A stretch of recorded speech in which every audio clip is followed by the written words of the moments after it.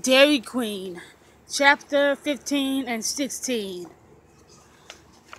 Chapter 15, Epiphany. As you might imagine, the weekend went downhill from there. The next morning when I came in from milking, Mom and Dad were rushing around like the house was on fire, as Curtis sat there in his baseball uniform eating breakfast. I guess I should have mentioned before now that his big state Little League quarterfinals were today, and that this was a big deal, and someone had sent over a bunch of good luck balloons, and that my folks were planning to drive to Green Bay in a caravan with other families and fans. The whole thing. But you know what? This isn't Curtis' story. It's mine.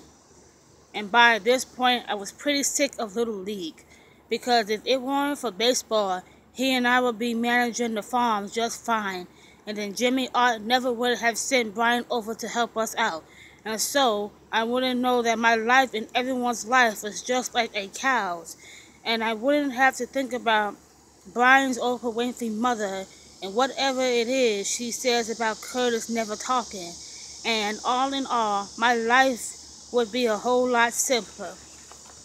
Aren't you going to wish Curtis good luck? Mom asked. Dad gave me a look. So, I said, hope you win. Just one of them gone so much. But when they left, I felt like I was on a deserted island or something. I was so alone, I couldn't even nap. I kept thinking about Brian on his fancy college tour, and eventually, just to torture myself, I went over to my desk and read through the letters I'd gotten. It's not a desk, really. It's my Grandma Joyce's sewing table. But we took out the sewing machine to make room for my legs. I kept all my letters from college basketball coaches. Most were just computer printout letters they sent 1,000 girls. But I got a few just to me from coaches who come to my games, asking me to keep them posted about how I was doing and my upcoming year and everything. And in one letter, the worst one was from a coach who I guess had called the school later, and she wrote saying that she was sorry, but because I quit, she couldn't look at me anymore, because there were so many other good players out there who could at least finish a season. That was her point, anyway. So there were my prospects for college, all shot to pieces. And then, because I wasn't feeling bad enough already, I dug out all the stuff from Mrs. Stowe's English class, the list of papers I never wrote, and her letters about how much trouble I was in. At the back of the file was some letters she sent Mom's even saying maybe we should go to family counseling. I sat there for a long time, trying to figure out how counseling would have helped. I didn't need to talk, I needed to write those papers. The more I thought about it, the more I thought that someone like Brian's Oprah Winfrey mom wouldn't be able to help our family one bit, except make us feel bad. And seeing how bad I already felt, I didn't think I needed to feel any worse. Eventually I went to bed and Smut lay next to me, even though she's not supposed to be upstairs. But I sure was glad to have her. Her head on my belly, looking at me with sad eyes, while I just felt worse and worse, so bad that I wanted to talk to Brian, even though I didn't want him to know any of this stuff. And anyway, I was thinking about him too much, and if nothing else, it just reminded me that he was looking at colleges and I never would. I guess I fell asleep because the next thing I knew, it was time for milking. And then after milking, because I couldn't think of anything else to do, I drove the pickup into town. There was a huge banner up saying, "Good luck, Red Band Expos." That's Curtis's team, and signs to some of the store windows and all sorts of garbage. I didn't know what to do, so I went over to Drug and Son's ice cream stand, while Kari worked and hung out with her for a while. We talked about the upcoming volleyball season, which you can tell I care about a whole lot, because whenever I bring it up, I say how much it sucks. We don't have that great team and don't like our coach at all. Plus, we kept getting interrupted. Families coming in just like cows for their little family treats, getting just the flavors you expect them to get, because no one ever thinks about doing something different for just one night. So I was in a great mood. Then Amber came in and she was in a great mood. You'd think I'd be thrilled to see her, seeing as she's my best friend, but I wasn't. I guess because I've been thinking how we weren't really that close. We talked, but we never talked like talk back talk. I wanted to tell her so much about all my thoughts about people being stuck in their roles just like cows, but the minute I opened my mouth, she just squashed me down. So anyway, she right away started telling Carly and me about the wedding she just worked. Some born agains who didn't drink or smoke or dance or anything, so everyone went home right after the cake was served after gobbling down every bit of food because they were all so bored. Normally I love this story, and Emma would tell it a couple times just to get it right. But that night I didn't care. I mean, in the whole scope of existence, does it really matter if you have beer at your wedding? Will it change when you die, or how important your life will be when you look back on it? Right about then, someone came in with the news that the Red Bend Expos had lost their game. But you think I want to hear, but I didn't. So I went home and lay in the dark until I heard Mom and Dad and Curtis come back. Mom looked in at me, but I pretended to be asleep, so I wouldn't have to talk to anyone. The next day, Sunday, was even worse. When I came in from milking, Mom was already getting all ready for church, hustling around Curtis and Dad was arranging brownies on a plate, and asking Mom what the ingredients were in case anyone asked. They really wanted me to go with them, but that wasn't going to happen. I just went back upstairs to bed. Then, when I came down later after a nap, that didn't help one little bit. They came back from church, and Dad was taking a big casserole out of the oven. "What's that?" I asked. "Chicken. What are those black things?" "Prunes." He shot me a warning look not to say anything, so I didn't. There was nowhere on this earth I was going to eat prunes and chicken mixed together, and that set the stage for Sunday's dinner. During dinner, Mom kept talking about all the people at church who congratulated Curtis, which kind of doesn't make sense because Red Bend lost.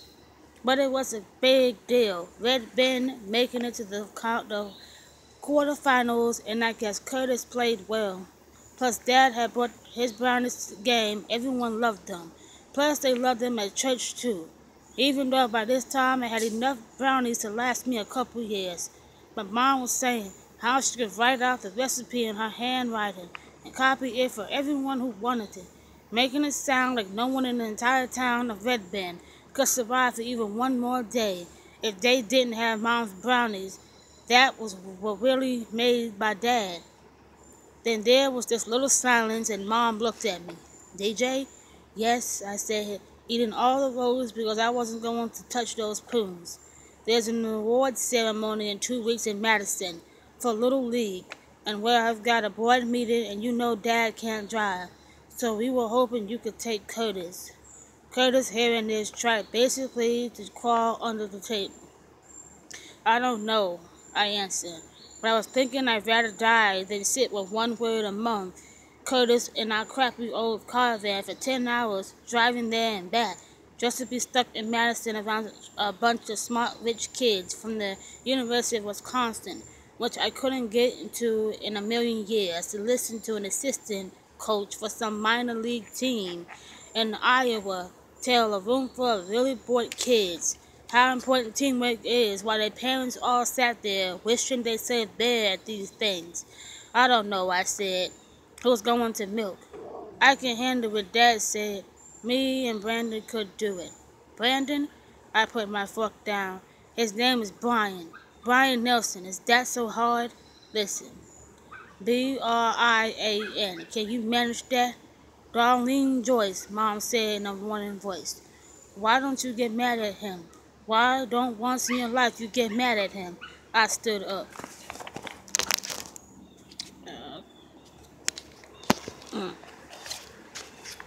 "You sit yourself right back down, young lady," Dad said. "You can call." I was going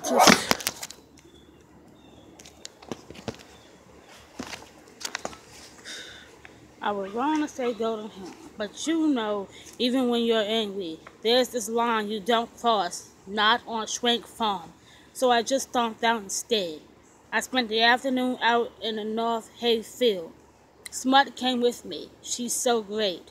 If I had to choose between driving somewhere with Curtis or with Smut, she'd be so much my first choice.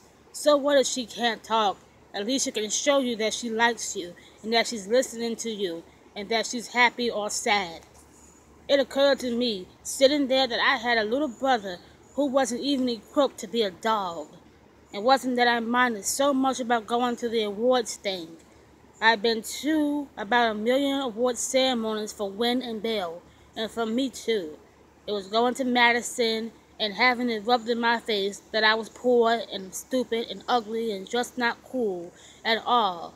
It's one thing knowing that in Red Bend, but it's another thing in a real city with a bunch of people who aren't and who never were and who never will be any of those things, and who probably never thought about how they were cows, and who, if you analyze their lives, probably weren't. After a while I got hungry, but there was no way I was going back inside. So I went down the road, the long way that doesn't go past the house, and found a half-dozen tomatoes someone had left in the mailbox. The first couple were okay, but then it turned into a whole bunch of tomatoes that I had to force down without salt or anything. Then I went in the barn from the other side so no one would see me, and sat up for milking, and let the cows in and got the milking done, hoping that anything that no one would come out. And the good news is that because my family doesn't ever talk about anything no one did, and I wasn't forced into an Oprah Winfrey moment or anything awful like that. Then I let the cows out and cleaned the barn and waited in the hayloft, totally bored by now, for all the lights to go off so I could go back inside. And when I did, I was so hungry I ate all the leftover chicken, even the prunes, and if there's been another whole pan, I would have eaten that too. You think that I'd be really happy to see Brian on Monday morning, seeing as I tended to be happy when he was around and unhappy when he wasn't. But I sure didn't want to talk about his college trip or his therapist's mother or anything at all, really. So we didn't say anything when he showed up, and he just started on his weights. Then Dad and Curtis headed out to physical therapy so we could start our workout right away, which was good because if I had to paint for a couple of hours, I don't think I would have survived. I hadn't done anything all weekend unless you count sulking, but I guess my body needed the rest. So after we jogged up to the heifer field, we started this thing where I stand behind Brian and run out to his passes. You'd be surprised how well it's worked. Plus, Brian's arms seemed to be getting better, or maybe I was just moving the ball more. He called out how far I had to run, and I raced off. We started with 5 or 10 yard passes and really got into a rhythm. It reminded me of when I played receiver against Bill. He let me catch about half of Wynn's passes so I didn't get demoralized. Then he tackled me. But I got pretty good at catching a football, besides it's not that hard. I watched how Wynn or Curtis later released it. It's pretty obvious where the ball is going to end up. It's not going to swerve middle, flight, or anything like that. All you have to do is make it to where the ball's headed at the same time the ball does, preferably without your huge older brother getting there first. So I catch the ball and jog it back to Brian, and we do it again. And it was the strangest thing, but every time Brian passed me the ball, I felt a little better. Like one of those films of the little seed growing out of the ground and the leaves uncurl and then it grows a flower, which isn't very good description because if you think about it long enough in terms of football, you kind of picture the flower getting smushed. That's how I felt. Maybe it was remembering how much fun I used to have with Bill and Wynn, or that I was getting off my butt, finally. Brian was in a good mood too, I think because I was catching his passes. Okay, he said with a grin, sending me up for a big play. Ready? 35 yards.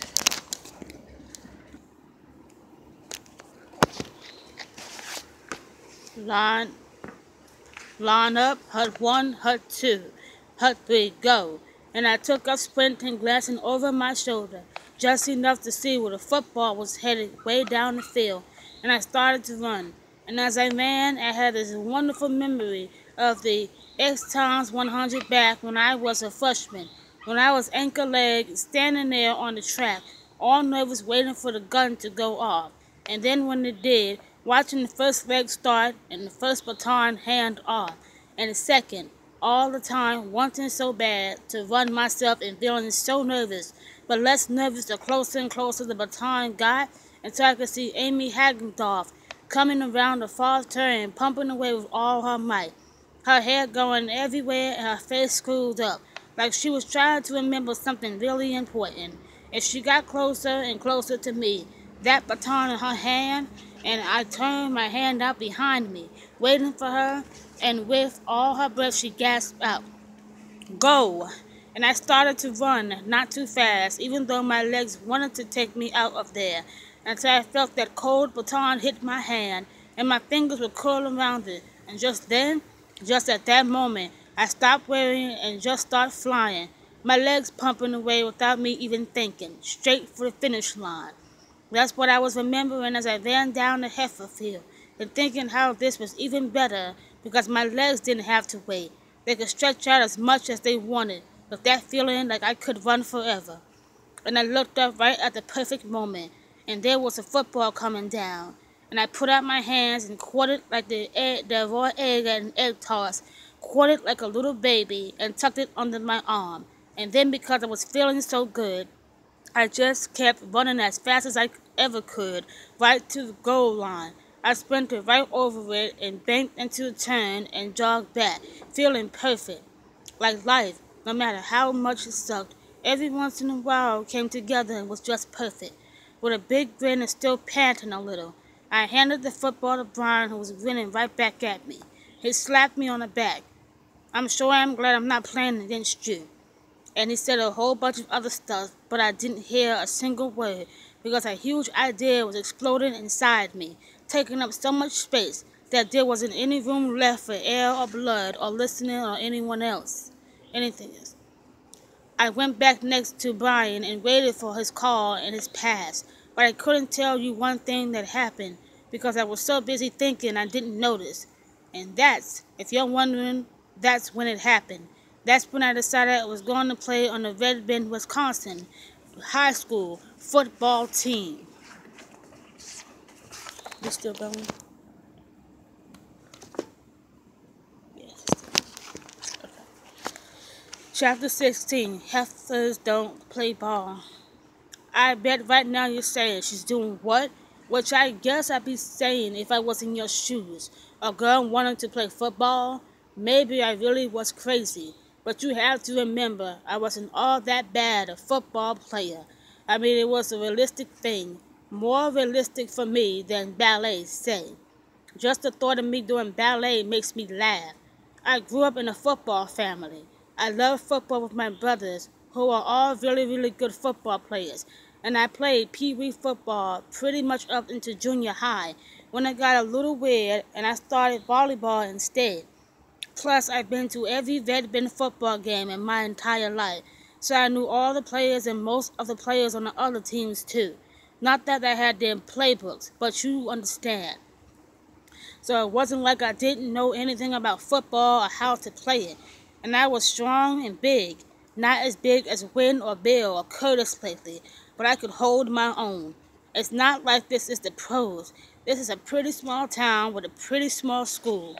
Every once in a while, you see a movie about high school football where the actors are all enormous. They're all big enough to play in the NFL. Hasn't anyone in Hollywood ever been to a real high school? Half the guys there are 14 to 15 years old. They're not going to be all that big when they're growing up because they're like normal, and they're not even done growing. I'm bigger than almost all the guys in school, which up until now wasn't something I was too pleased about. If I was a guy, I'd make a pretty decent lineman, hair and red band. Plus, I'm fast. I wouldn't be the fastest, but I was fast enough to make Brian sweat, and I knew I could make some other guys sweat too. I wouldn't be the first girl in the world to play football either. You hear stories sometimes about high school girls who plays kick, which is safe and neat, and you don't get tackled or anything. And I saw a TV thing once about a football league made of girls in California or someplace like that. But I never heard of a girl playing running back on a boys' team, which was a position I wanted to play. But the real reason I wanted to play football, and I sure wanted it as much as I've ever wanted anything in my life, as much as I wanted to beat Harley in basketball last season, it's because, well, this is going to sound really strange, and I'll probably never be able to explain to anyone. But if I made the Red Bend football team, it would mean I wasn't a cow. That's what I've been struggling with ever since Brian showed up. Everyone I looked at, their whole lives did exactly what they were supposed to do, without even questioning it. Without even wondering they could do something different. Of course, my brothers played football. Everyone knew they'd be playing football. People knew before they were born, even. They never had a choice. They acted like cows do, doing what they're told without even thinking about it. But what if it was different? I mean, what if one day a cow out there in our pasture said to herself, I've been looking at that tree for years and today I'm going to climb it. Which wouldn't be all that safe for a cow to do, and which now that I think about it, doesn't reflect too well on my own goals for football. But at least should be doing something her very own idea. And so would I. I've done something. Even though we didn't have any money and I'm a failure at school, because if that's what F means, it means failure. And I probably never go to college, or I'm not pretty or popular or talkative or anything like that. I still be doing something. Something no other girl had ever done. No girl that I ever knew anyway. It's not like I stood there in a heifer field thinking all this through. Someone else's brain might work that fast, but mine sure doesn't. But I just had this immediate feeling that filled me up like milk pouring into a pitcher until you can see it right there at the rim, almost bubbling out. That's what it felt like.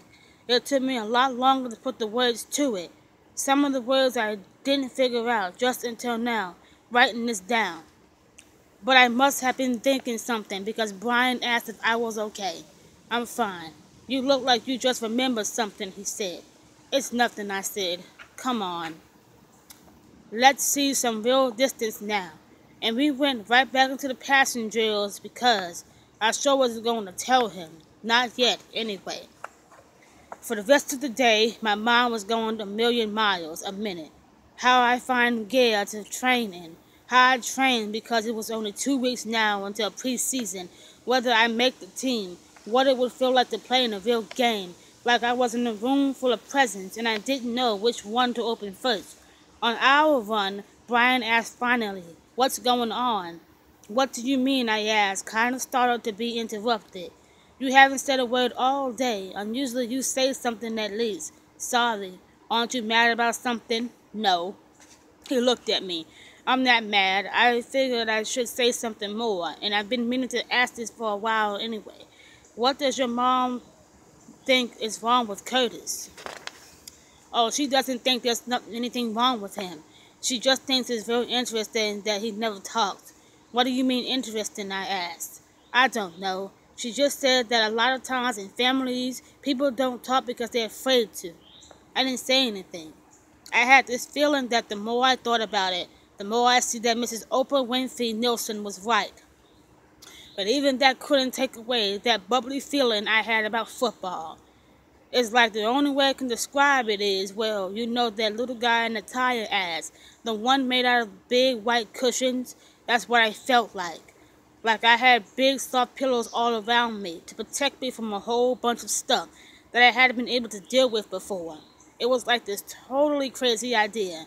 My idea was a shield keeping me safe from a whole bunch of pain. I know that doesn't make any sense. Maybe it was just that I was so preoccupied with my own new set of problems, meaning football, that I didn't have too much time to think about anyone else's. But the thing is, I did think about them. All through milking, when I wasn't thinking about all the stuff I needed to do, I thought about Curtis. He never talked around Dad, which I could understand completely. But Curtis didn't talk to me either. I didn't like that thought too much. Now that I thought about it, there was a lot of stuff about Curtis I didn't know. Like why he's so into skulls, which I haven't mentioned before, because I never think about it except when I'm in his room, which I never in because of the skulls and because, well, how much time would you spend hanging out with your little brother who's suddenly taller than you and doesn't shower too much and never talks? Hold on, y'all. Sorry about that, guys. But I had to go into his room. He was on another sleepover. probably trying to get away from Dad and the grumpy big sister, which I have to admit I was a lot. So he was gone, and I needed to find some football gear to wear because I hadn't had any in about 5 years, and I wanted to find out, if it fit me because you can't play football without gear. So I had to go into his room, and then I saw the skulls again. Curtis collects animal skulls. If there's a dead raccoon or something, he'll take the head. Hopefully it's so dead there's not much stuff stuck to it. Yuck. And clean it all out and keep the skull. Mom caught him boiling something a couple years ago, and she just let him keep that pot. Bought herself another one. He's got that pot in his room now, along with about 20 skulls. And it's got to be both parts. The head plus the jaw. Gwen brought him the head part of a deer once, and Curtis wouldn't take it because it didn't have a jaw. But he's found another deer head since then. Skull, I mean. It's about the weirdest thing I've ever heard of. His little room is pretty right, what with the skulls, even though most of them are really old and dried out, and his clothes and all. I was glad to get out of there after I found an old helmet and some cleats and a jersey in his closet under a whole bunch of junk. Then I went to Win and Bill's room, which was just as weird. Compared to Curtis's room, it was neat as a pin. 2 twin beds with matching covers, football posters on the walls, a corkboard with pictures of some of Bill's old girlfriends, Win's all-state plaque. It was like a model of a bedroom. If you wanted to do a magazine article about a room for 2 college football players, that's what it would look like. It wasn't a room for people. It was a room for people who were never coming home. That's what it felt like. I snuck around in here as quiet as a mouse because I didn't want Mom coming up and asking what I was doing with an armful of football gear, and no explanation in the world. Luckily, she didn't. So I got to my room and locked the door and tried everything on. Here are a couple things I've learned. Whatever kind of breasts you have, at least if they're, kind of normal or less than normal like mine are, well, it doesn't matter because they don't show under the pads. Also, ponytails doesn't work too well with a helmet. Maybe some pro player somewhere has a ponytail and a custom-made helmet, but Curtis's Red Bin junior high school helmet made my ponytail dig right into my spine in a way that would not work ever. I even tried letting my hair out, which I normally do because my neck gets so sweaty, and immediately my neck started getting sweaty, so I had to figure that out.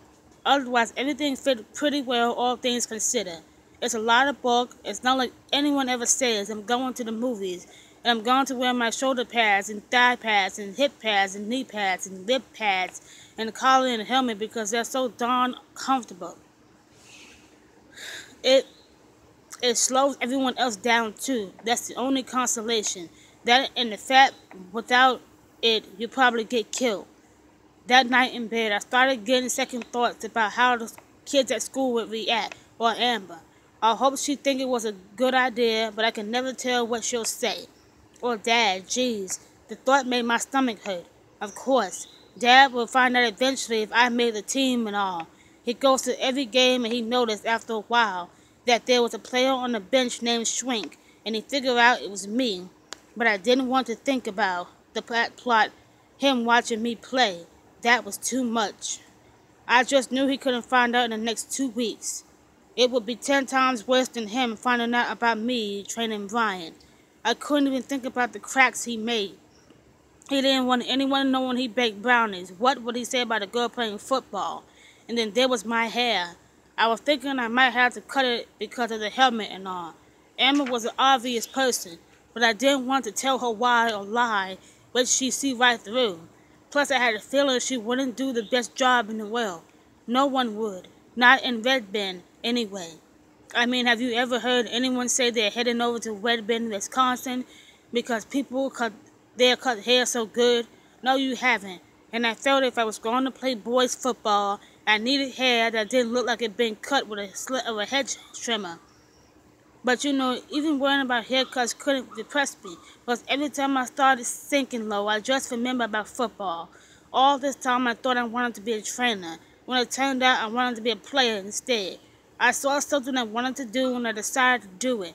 The feeling of freedom this gave me, I can't even describe it. It was my decision. I chose it. I am not a cow.